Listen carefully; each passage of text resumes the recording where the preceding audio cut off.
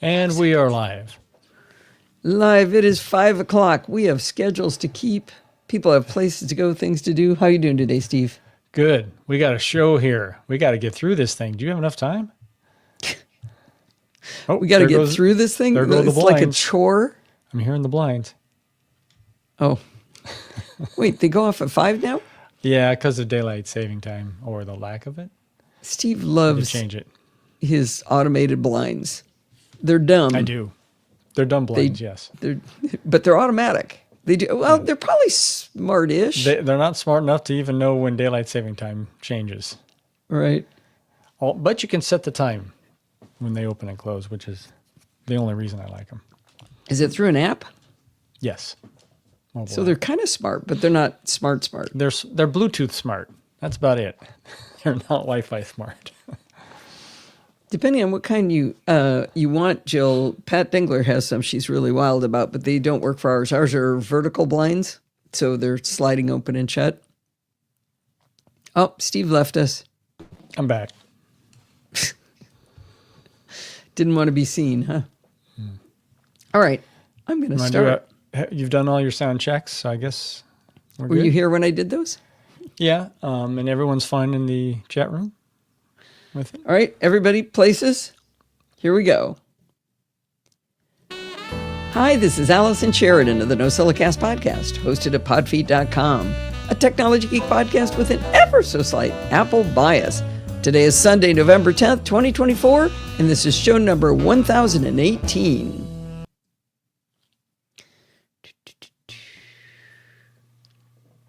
Yes, roll call. Kevin, roll good call. job. Uh-oh. Yeah. We've got Kevin and Bruce and Tim and Frank. Frank, I didn't see you sneak in there. And Jill and Ed and John and Kurt and Sandy and Steve and Zoe. And is anybody hiding out in the sidebar? Ian. Ian is here. And anybody else? Remember Nuclear John? He used to come in here, but he's not been here in a while. He's in the sidebar, though.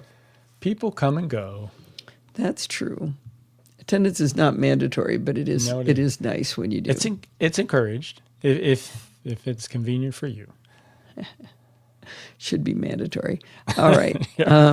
Like you can't subscribe unless you listen to the live show. You have to get it twice. Yep. The making of it and then the finished product. Do any of you guys actually listen to the show, or do you just listen here? That's a dangerous question to ask. No, I mean, it's fine if they don't. Everybody should just do what they want, you know? Sure. All right. Here we go.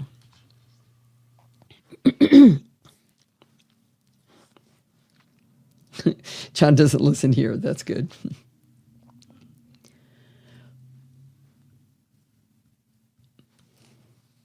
Whenever I do a Screencast Online tutorial video, I always tell you about it. I tell you how much fun I had creating the tutorial and what you'll learn from it. I do this because I'm very proud of the work I do for Screencast Online. What I rarely mention is that there are other terrific tutors at Screencast Online, like Lee Garrett.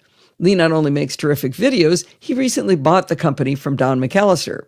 Now, while this particular discussion might strike you as sucking up to my new boss, I want to tell you about a fantastic tutorial Lee just produced that was of great value to me. Before I tell you what it is, though, there's a backstory. During the few weeks before I have a tutorial due, I consult with my editor, JF Brissett, about which app I'm going to teach. For my next tutorial, I suggested to JF I wanted to teach the new iStat Menu 7. I told him the reason I wanted to teach it was because I was completely baffled by the new interface. I've been using iStat menus for ages and ages, I don't know how many years, but I couldn't make heads or tails of how to do some of the simplest things I used to be able to do. And I'm a firm believer that teaching is the best way to learn. However, when I suggested this, JF said, wow, that's a great idea, except Lee's going to be producing a tutorial on iStat menus tomorrow. Well, I was bummed, but I got to tell you, after watching his tutorial, I am so glad he did it instead of me. He found so many little hidden features I'm nearly certain I never would have uncovered. iStat Menu 7 is filled with areas where if you just hover in a certain space, you get a bunch more functionality that I didn't even know was there. Now that I know how it works, I'll be able to get my money's worth out of the tool. If you aren't a subscriber to Screencast Online, you can get a free 14-day free trial at Screencast Online and watch Lee's tutorial and all of the current back catalog. I said free twice. Free 14-day free trial. That's good. But again, I'm not doing this to suck up. I'm doing this, telling you about this because it was an amazing tutorial and I'm so happy that he did it. Free. And the best part is that free is in a text expander snippet now because I just created it. 14-day. 14. Here we go. SCO spam, that's called. There should be a dash between 14 and day. Yes, there should be. And it's there. You have a dash there. I do? Yeah, at least what I'm looking at. Can you get rid of the second free for me? Okay, I'm not seeing what you're seeing, I think. Are you talking about the last line in the blog post? Yeah, it says if you're not a subscriber, you can get a free 14-day free trial. Got it. Alrighty. Do you want a free 14-day trial or a 14-day free trial? Free 14-day trial. Okay. Did I start that too quickly? I feel like this jumped into 1018. Whenever I do a... Yeah, I thought so. That was a little bit quick. Just a little bit of a gap there. Show number 1018. Whenever I do a Screencast Online... There you go. Nope, there's no free trial. There's no free lunch. Is that your little bumper? That is my bumper. And then I'm going to put in my chapter mark because that's what I do. Oh, good one, Jill. She had the right GIF. Oh, let's see. What's he spanking the car for? I don't get it. Oh. Spanking the car. I'm dense. It's like, Jill. All right.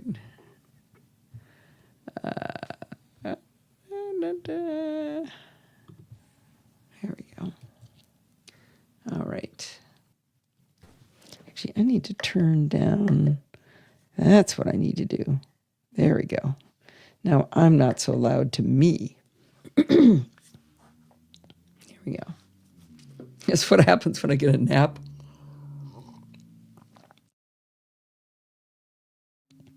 All right.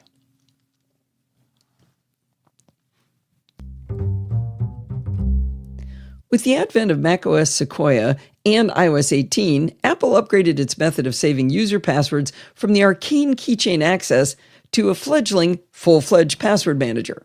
Because Apple likes to name its products so they're impossible to search online, the app is called Passwords. I'm a huge proponent of password managers, with my current favorite being 1Password. Steve and I converted his parents to use 1Password very long ago. While his father does require a wee bit of assistance now and then when maybe a bank or other service changes things, overall they're both dedicated users and believers in 1Password. I've told you about it before, but Steve's dad actually did a testimonial about 1Password 9 years ago for the show, and if anything, he's more enthusiastic about it today than he was back then. Both his parents have wicked, long, complex master passwords, created, of course, with the wonderful tool by Bart Busschots, XKPassWD. Now, I remember years and years ago talking to Melissa Davis, you might know her as the Mac Mommy online, about convincing people to use password managers and, our various strategies for how we did this. Melissa helps a lot of elderly people in her neighborhood and friends and family and people she works for set up 1Password. And I remember being shocked when she told me she lets them use a short, easy to type, and easy to remember password to unlock 1Password. We got into a debate about it, and she patiently explained to me that it was that, or they wouldn't use a password manager at all. Ever since that discussion, I have stuck to my opinion that she should have just tried harder to convince them to use a good master password, because we were able to do it with Steve's parents. When Apple introduced the Password app, I began to ring the alarm bell on podcasts far and wide, including in a recent episode of the Clockwise podcast, about how I think it's dangerous. My problem with Apple Passwords is that I think it'll give a false sense of security. I don't think people realize that all of their passwords are protected only by the strength of the passcode they have on their phone or the password they have on their Mac. Unlike users of independent password managers, there is no separate master password for the app called Passwords by Apple. You may say, but Allison, you can have a long, strong, complex password on your phone and Mac. Sure, you can, but how many people do? My Mac's password is on the complex side, but it's not terribly long, and the password on my phone isn't terribly complex or long since I have to type it so often. I mean, it's better than most, but it's nothing like a 1Password password. 1Password, master password. I mean, it's better.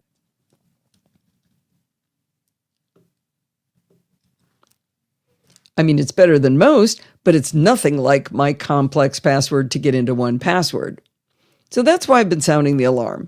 I'm not wrong, but I have come around to thinking that Melissa wasn't wrong either, and it folds into the new Passwords app narrative. Here's why I've changed my mind. I have a friend who's brilliant, but she doesn't really use tech particularly well, just not an interest of hers. She and her husband are such low-tech users that just a few years ago I was visiting her and I tried to look something up on my Mac and I discovered that her husband had turned the internet off. When I asked him why, he said, well, we always do that when we aren't using it. Okay, you get my drift of what I'm dealing with here, right? Well, every year, this same friend invites me over to help her print out address labels for her Christmas cards. 100 years ago, I created a tutorial for her on how to do this directly from Apple Contacts, and I posted it on podfeed.com. This tutorial is so old that the interface on OS X was still Aqua, and Contacts was still called Address Book, but surprisingly, the steps haven't changed substantially, and that's why this tutorial is still up on podfeed.com. There's a link in the show notes, of course. Now, my friend is getting pretty good at the process by now. We've been doing it for, around a decade. But she still likes my hand-holding through the steps. Her husband teases her, that by now she should be able to do it on her own, but she always explains to him that it's the one time a year we get together to catch up. Every year when I help her put a little baby reindeer covered in Christmas lights on her labels, she squeals with delight, and then I remember why we do this together. As a tip, she gives me a bottle of wine and a bag of chocolate for Steve, so it's win-win all around, right? But starting about 5 years ago, I started lecturing her on how she should be using a password manager. I used the classic scare tactic of explaining that someone could steal all of her money and remove access to her precious photos. I tried using the carrot too by explaining how much easier life is with a password manager and not having to remember your passwords. I gave her the phone number of my good friend Pat Dengler, who is a certified Apple consultant, and I assured her that Pat would make the transition to 1Password as easy as it can be. I'm a good friend, but it's not worth any amount of wine and chocolate for me to help her actually make that transition myself, so she'd have to pay Pat for her services. Now, every year, when I go back to do the labels with her, I find she still hasn't taken my advice. Every year, she promises, this time I'm really going to do it, Allison, but she never did it. The only good news is she started to use long, complex passwords. The bad news is that she saves the passwords in plain text in Contacts. If you look up the name of a bank in her contacts, you'll probably find her password. Let's fast forward to this year's Christmas card labels playdate. When we were done making the labels, I asked her yet again, so did you get started on a password manager yet? And she said, I knew you were going to ask me again, so I downloaded LastPass. I explained to her that LastPass wasn't to be trusted any longer and that she should download 1Password instead. And then I had a thought. If after all this time, she still had embraced the idea of 1Password, maybe I was never going to succeed. With the new Passwords app on iOS 18, I wondered maybe that would be a more frictionless path. Her iPhone was still on iOS 17, so I had her start the update to iOS 18. We had very recently replaced her failed MacBook Air with a new 15-inch M2 MacBook Air, so it was already on Sequoia. While the iPhone was being updated, I had her open the Passwords app on the Mac. When we opened it, we discovered that she had already been letting Safari save passwords, so there were around 30 of them already in passwords. We looked at the list and we chose one of them to test out. I had her navigate to the website as she normally does, and I showed her how to use passwords to autofill her username and password. The squeal of delight wasn't quite as good as the one for the tiny Christmas reindeer, but it was pretty close. She pulled up her contacts, found that same entry in her phone, showed me the password in plain text, which is how I knew this. But then she looked at me and she said, I should probably delete it from contacts now, shouldn't I? I got to tell you, I beamed with happiness. I was so proud of her for thinking that that's what she should do. Then she said, can I do another one? She tested 3 or 4 of them while I was there, and she dutifully erased each of the passwords from each one of her contacts. Even better, she said, this is fun, and said, I'm going to do the rest of them this very night. I don't know if she did, but she was real happy about this. I also showed her how to let the Passwords app create passwords for her. She liked that very much. Once her iPhone was up to date on iOS 18, we opened Passwords on the phone, and she was able to confirm she could use it from there as well. I told her she had one more task.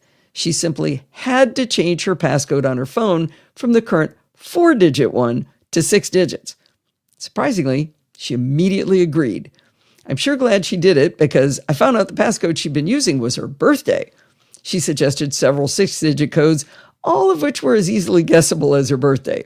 Eventually, she settled on one that was obscure but memorable to her. The bottom line is that I think Melissa was right. It's better that with a shorter, less complex password, that people actually use a password manager with different passwords for every account. The danger of an online attack is probably higher than the danger of someone breaking into their password manager.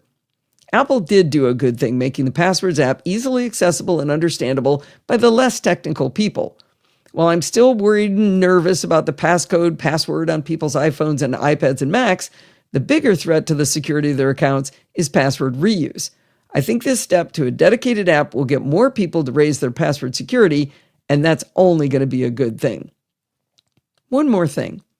In 2022 and again in 2023, Security.org conducted a survey of Americans about passwords. There's a lot of great info in their Password Manager annual report. Actually, I'm going to sneak in something.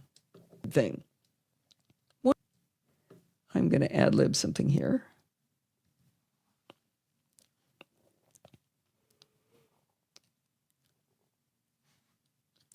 After I wrote this article up, Ken Ray of macOS Ken fame is also the host of The Checklist.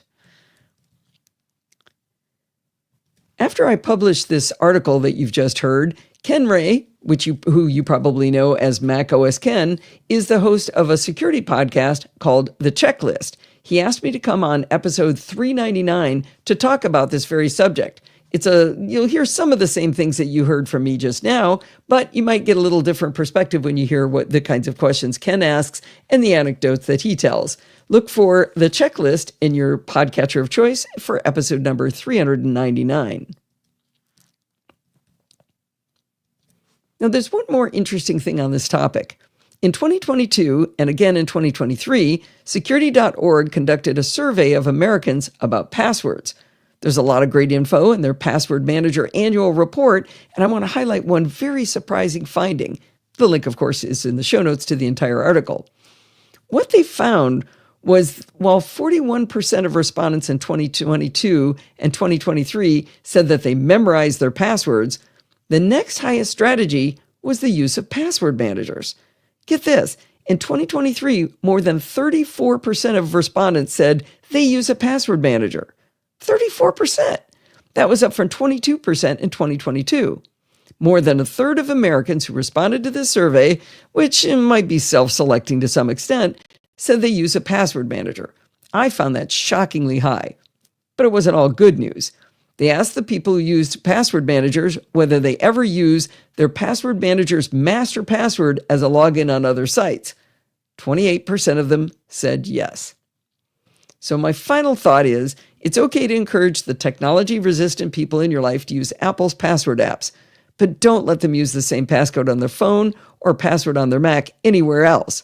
And for the love of all things good in this world, at least encourage them to have a 6-digit passcode instead of 4 on their phone.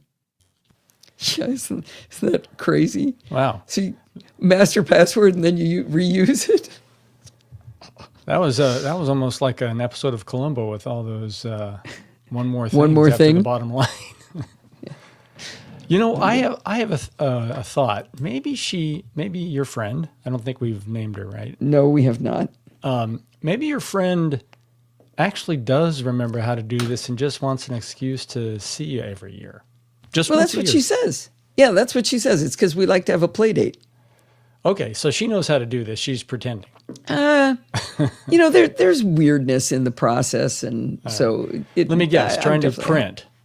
Well, I'm not sure she knows how to plug her Mac into the printer.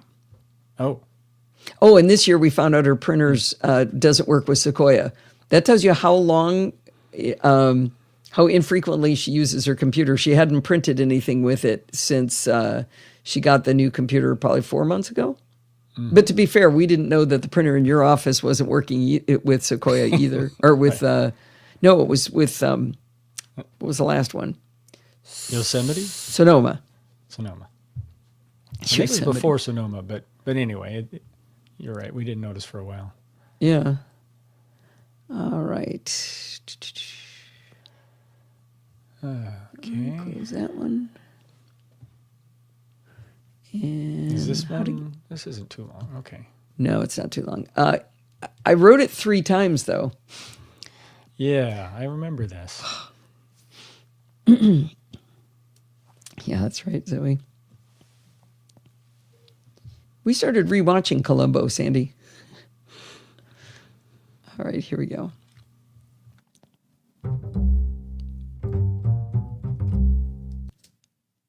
No chapter mark, even though Kevin told me to. Which means I gotta go back here, and I go back here, and I gotta get this.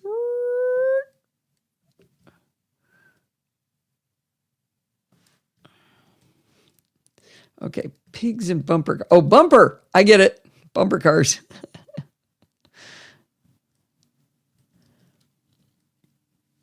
Right, here we go. Nope. Yep. Here we go. Have you ever been working with an Apple Pages, Keynote, or maybe even a Numbers file and wanted to extract the images? Here's the process. Open the document, find the first image you want to extract, right-click on the image, and choose Copy from the contextual menu. Now open Preview and choose File, New from Clipboard, or you can use Command-N. The image will open full-sized in Preview, which is great, and now you can save it to the Finder. This is fun. This is an easy process, right? But what if there's a lot of images in the document and you want all of them? Well, you got to rinse and repeat over and over and over again.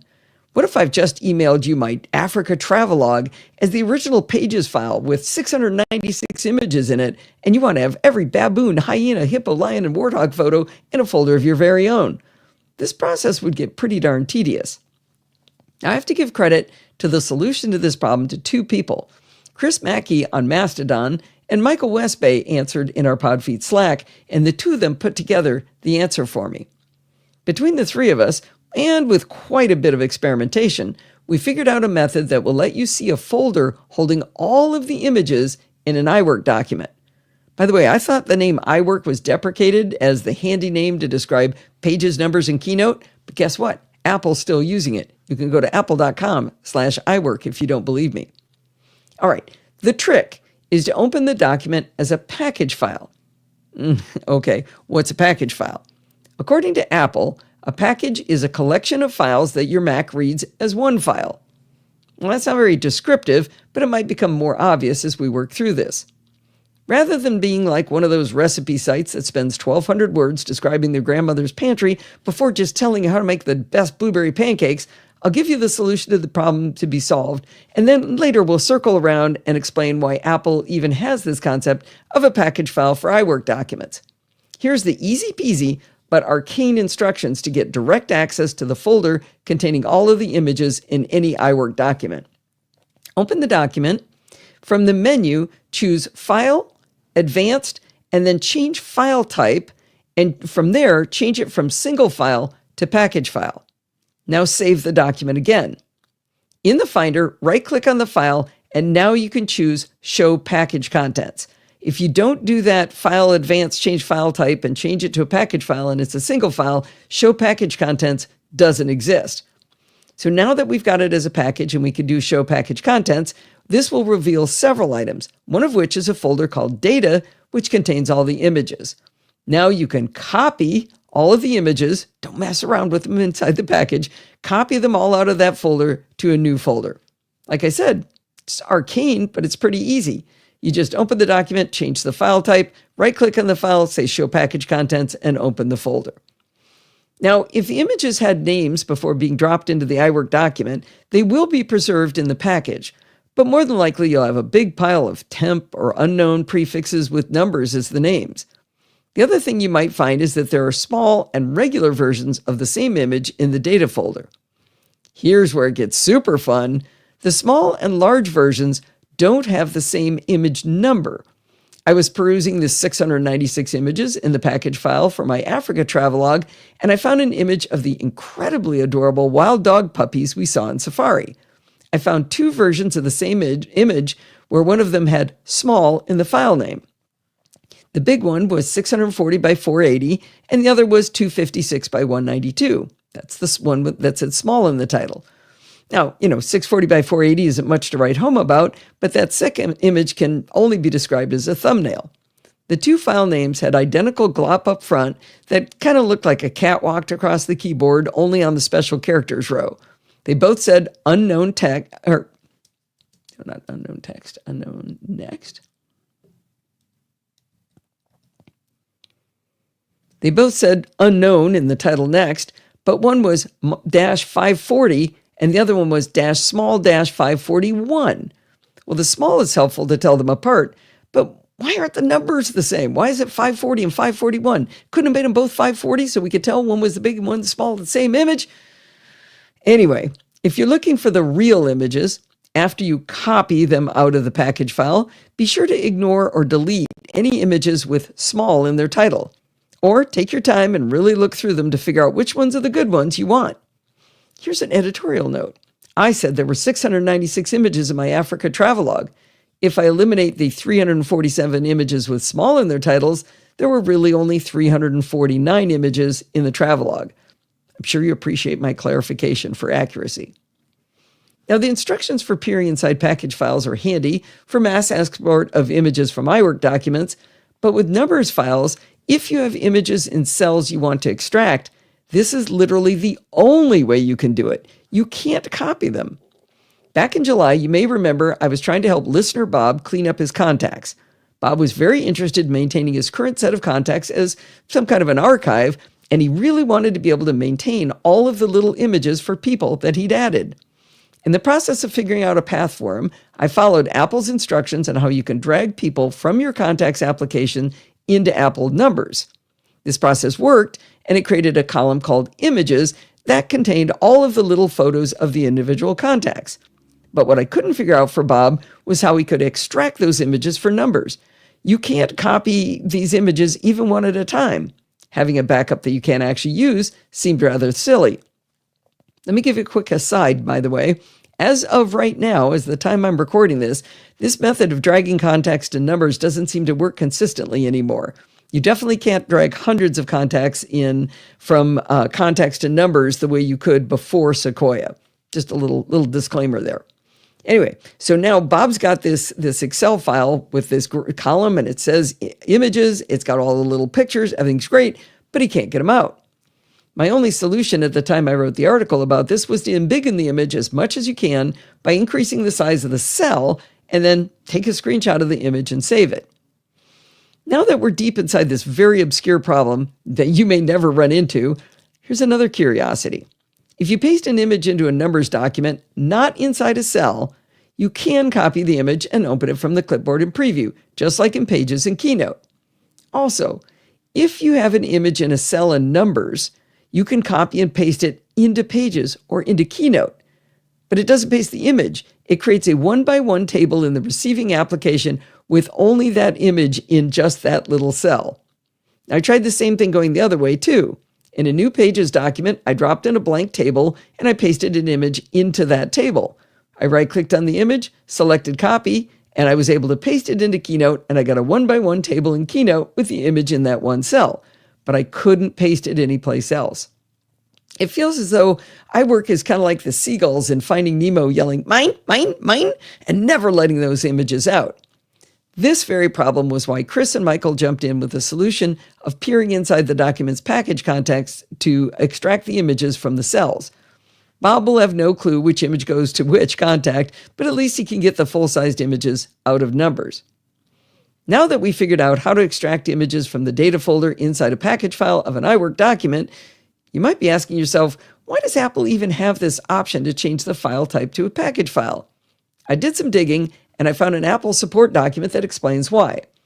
Apple says, if your document is larger than 500 megabytes and you aren't using Apple File System, APFS, or if you're using an older version of Pages, Numbers, or Keynote, the app might prompt you to save the document as a package.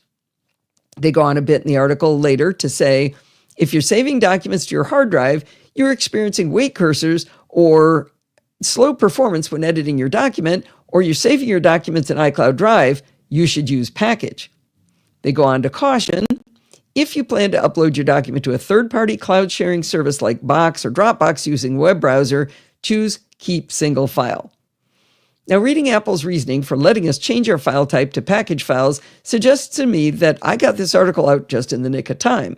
As soon as nobody's using a spinning hard drive and nobody's using an older version of iWork and APFS is the standard file system for everyone, I bet Apple will remove this capability someday. Oh, Steve, you know the answer to Kurt's question. Or actually, you know about that show. The precursor, to Yellowstone will ever finish. Yeah, that I've been asking that, and both the precursors, the 18 whatever and the 1923, seem to be a one-off. Wait, there's two? There are two precursors to Yellowstone. Prequels, right, and they're at much different time periods. One in the 1800s and one in the 1900s. Both good if you like Yellowstone. It's kind of gives you some. Is there a lot of screaming and killing and death? There's some of that, yeah. We don't watch the same kind of TV anymore. I do like death in a show. I like, what am I watching? Bones. Somebody's always dead in that one, but it's always funny how they died. Not always. It's funny how they're discovered. That's what's the good part. All right, I put in a chapter mark, and I'm ready to go here.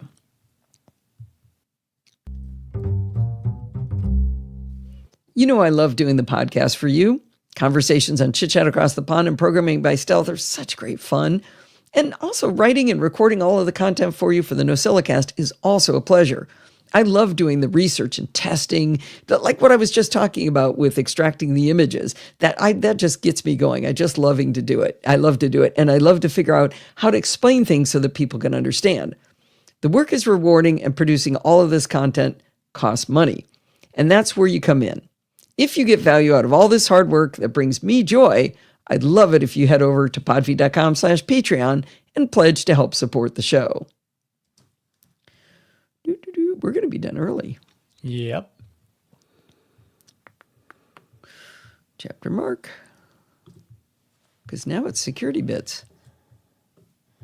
You could play a little more into security bits. Security bits? I could. Did you have Allison on 1.25 speed? No, you can tell I'm working on a tutorial for Screencast Online because I didn't make a lot of content, but and Security Bits is actually kind of short. It's only 33 minutes. Bart is struggling with nosebleeds again. Yeah. He this time we should be finished. He had to have his nose cauterized again, which sounds nowhere near as fun as I bet it. Violating some HIPAA thing here. No, he wanted to talk about it on the show, and I wouldn't let him. Okay. Don't forget the bumper. Actually, it's the Security Bits bumper is in there. Music. Thanks, Jill. Blink. Do you hear it? Mm-hmm. Blink. But you don't look aligned. Maybe you are. Yeah, there's that's stuff weird. to do here. And don't worry about it. That must be delay. Okay. No, yeah, well. Because the spike is aligned, but your voice. Yeah, don't Okay. worry about it. Hang on, get rid of that one and get rid of this one. Slide that one up there, and then we'll decide where we want it. All right, let's hear how this. Actually, let me go ahead and pull these over. Worth the show.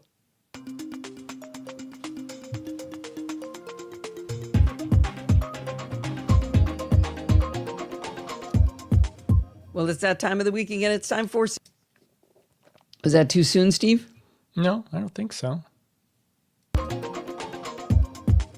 Well, it's that time of the week. I feel like a split second All right, later. give it a tenth. Well, it's that time of the week again. It's time for Security Bits with Bart Bouchatz. What new horrors do we have to talk about this week, Bart? New horrors. Well, given that my short-term memory isn't great, I don't remember, but they're all in the show notes, so we'll meet them in turn, I guess. Sounds good. Okay, that was just a big gap. I remember Sounds that. We have Wait, did you just drop something, Steve? No, I just hit my hand on the table. Oh, I thought it was on the recording. Sounds good. we have talked quite a few times over the years about Apple's struggles with child protection. They wanted to do some fairly aggressive on-phone pre-scanning before iCloud, and people were very upset about that, and so they backed away from that. And then the child protection groups were very upset about that. And then they rolled forward with some AI-based protections, which people were like, well, it's better than nothing, but no one ever seemed quite happy. Either way, it would appear that Apple have another tweak on the way.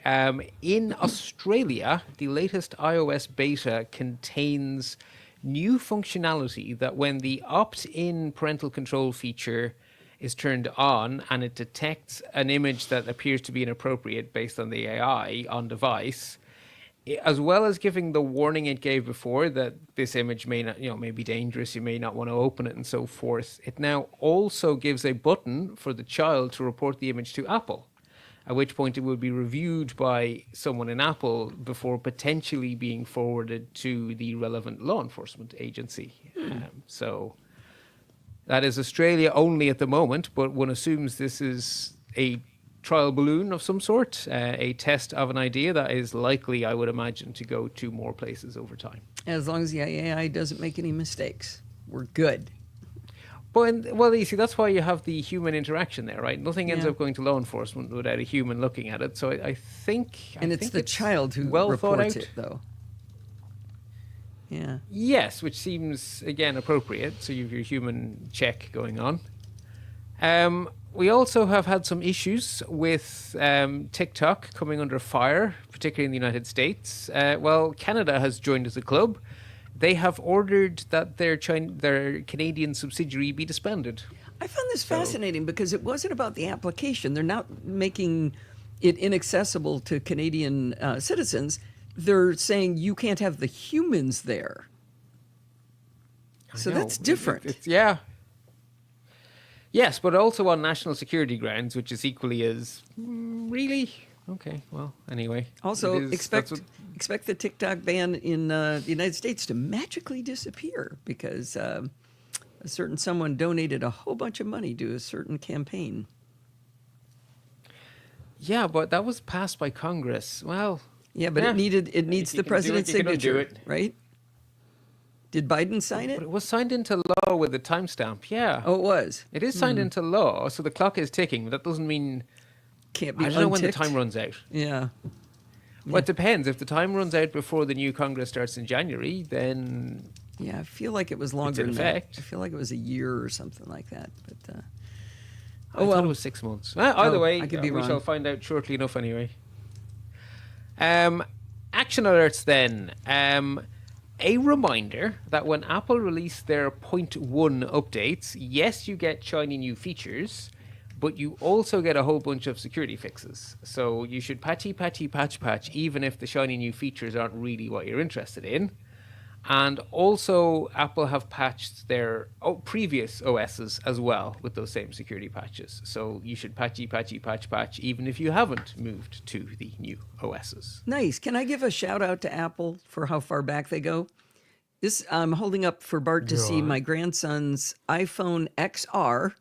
This model came out 6 years ago. This one is 4 years old. It's in beautiful condition. I don't know what he ever did with it. It is. It's got 96% battery on it, and guess what? It runs iOS 18. It's a 6-year-old Wow. model. Also, it looks brand new. Yeah, it does. The screen brand is new. perfect. It's $85 to trade in, and I just it breaks my heart to have it not go to somebody. So I don't know. I'm thinking that it seems like a great kid's phone. I gave him, we did a flow down and he got a much more recent phone. And one of the things I said was, well, this will be better because it'll be able to run iOS 18 and get security updates and have a much better battery. No, it won't. This is 96%. The one I gave him was probably in the mid 80s or so, maybe low 90s. So anyway, shout out to Apple for that. Great. Definitely. Somewhat not the same. If you're on Android, try patch yourself, because there is a 0-day that Google patched and it has been exploited in the wild. How you do that? Good luck. Wish you the best of luck. Yeah, Most pretty people, much. the predominant is Samsung, and they usually get the updates pretty quickly, right? Pretty quick. Yeah, I mean, it is getting better, but it does depend on your choice of which Android you get. Yeah. That's a good reason to choose one of the bigger vendors. Unless you can't afford it, and then you get the ones that don't get patched. That is also true. A few weeks ago, the Pwn to Own conference, which travels about these days, travelled to a little green island off the coast of Europe. It was held in Dublin. And of the vulnerabilities found were a bunch of vulnerabilities in very popular NAS devices, network attached storage. And in response to that, QNAP have issued 2 patches for their NASs, and Synology have issued 1 patch for their NAS. By the way, So it's not. patch. Don't freak out about the Synology one. It's in Photos, so it's not an OS level bug. It's in Photos and some other type of Photos app you can install. I forget it. I think it had the word B in it. Yes, but if you have those available, it will get you a backdoor into the NAS as a whole. So if you have those apps running, then you actually do need to patch. Yeah, if you have them running. I checked, I didn't, but Yeah. I patched it anyway. I was going to say I just patch anyway, because you get Yeah. bug fixes and other stuff as well, right? Less good news if you are the owner of a D-Link DNS 320 something. There's a few variants. D-Link consider these devices to be out of support. A very serious security vulnerability was found in them, and D-Link went, yeah, no, they're out of support. So toodles. So if you own one of these devices, it is time to introduce it to the trash can and get yourself a new NAS device. Now, I'm no fan of D-Link and their security practices, as we've discussed many times on this show. But to be fair, these were, I want to say it was 2020 was when they were deprecated. So they are 4 years out. And so that isn't completely out of the question, but it's still, No. oh boy. Eesh. Yeah, well, at the end of the day, nothing lasts forever. They just happen to be a particularly popular model, and I think a lot of vendors would make an exception for a particularly popular model, but D-Link are sticking to their policy, Yeah. So I think you're always mistaken to run a device that's out of official support. You can't you can get lucky and get extra support for free, but I don't think you should count on it. So I think particularly if these are quite popular in small offices, I don't think that's a good idea to have anything business critical sitting on something without official support from the vendor. That seems a tad risky. Yeah, this is a silver lining way of looking at it is if this hadn't happened, people would not know that, or may not know that their NASs were out of support. But now it's such big news, maybe they will know, because how do you notice that? Unless you're real good at checking once a month, as I do, going in and saying, okay, is everything good? Things are running, doing my little checks. Maybe you wouldn't have noticed that it was out of support 4 years ago. So Possibly. Yeah, good point. On a somewhat related note to software updates, if you are really happy on Windows 10 and you're a home user and you'd love to hang around on Windows 10 for another 2 years, well, now you can. So Windows 10 was due to go end of support on the 14th of October 2025, but Microsoft have given notice that they will be allowing home users to buy what they call ESU, or Extended Security Updates, for 1 year for $30. Oh, okay. So That's not bad. I think by that point, it's not bad. And by that point, I think 2 years from now, if your computer is already running Windows 10, it's probably already a few years old. I think it's probably due a replacement 2 years from now. So, yeah. I know people scoff at these things. "Oh, Microsoft charging extra money for their old, stuff." But it's like, what do you expect? You paid for it once. You can't have updates forever. Yeah. All right. Steve says it's time to cut us off. You want to leave them wanting for more. Let's see, John, you were saying you recall from recent Mac Geek Cab, Dave has switched to Eero. You can't count on Dave to be settled on anything. He changes routers more often than I change my underwear. So it's TMI. Yeah, probably. All right. Okay. Bart had a funny ending here. Funding evaporates. Yeah. Well, and NASA's been all over that too. So go spend 2 minutes and 37 seconds diving into the cosmos. On your highest resolution screen. If you have a giant big... This is the palette cleanser. There's a really cool palette cleanser about it's a space image. It's super fun. Look for it in the show notes, in the Security Bits show notes. Big cinema display or something, not cinema display, studio display. Watch it on your biggest, shiniest screen. I got to do that. I think greatly for the effort. I think I watched it on my MacBook Air. I should do it on the big girl monitor, so that'll be good. Yes. Well, Bart, I appreciate you powering through your pain reliever induced state. I think you did fabulously. Excellent. Well, until next time, folks. Remember, stay patched so you stay secure. Oh shoot! I bumped it. Here we go. Excellent. Well, until next time, folks. Remember, stay patched so you stay secure. I very nearly didn't remember that, but anyway, I got there. Okay, let's see. Now, my stop button. Find my stop button. All right, I'm gonna cut that off there. Okie dokie. Here we go.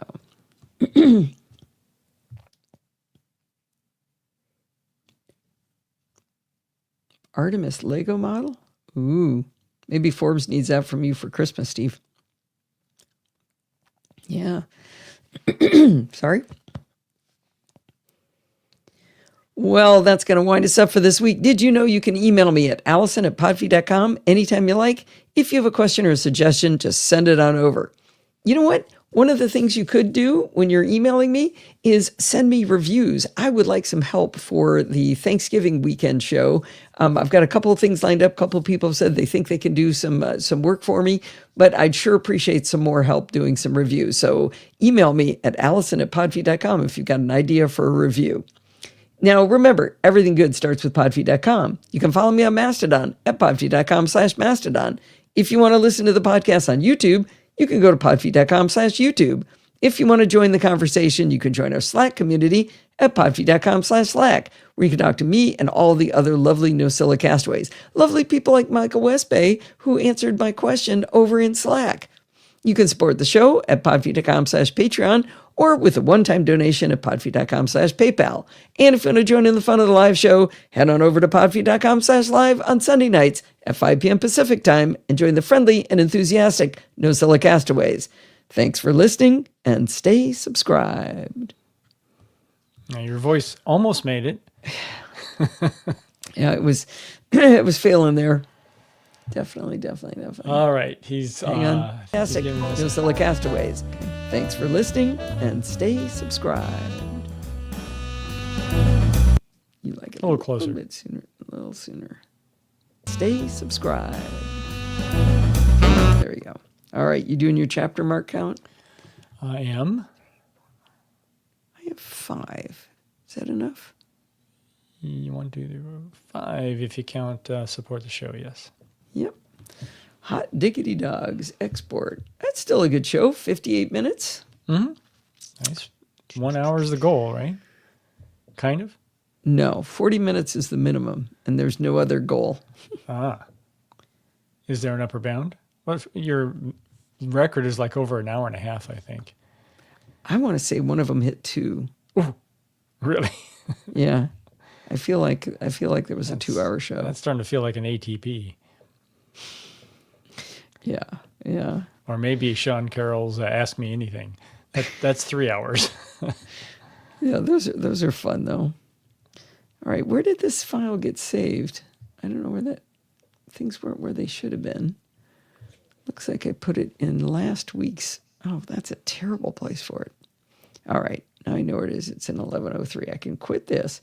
All right, everybody, I think we are going to call it. Yeah, I think it's time. It's a little early, but 50 minutes isn't bad. It is. All the times I've kept the class late after school, I think we can give them a break this week. What do you think? They earn 10 minutes, yes. Time we had a 3-hour show, right? A 3-hour tour. All right, everybody, thank you so much for coming. I appreciate talking to you as always. And Ed, we got to get together. We haven't hung out and done anything together in a long time. Yeah. Since you had your grandson, you just like never want to play with us. We haven't had one of those, was it a peanut butter whiskey? Oh, I know. Or peanut butter something in a long time. Dibs on not driving. Shoot. All right, everybody. Take care. All right. Good. Bye.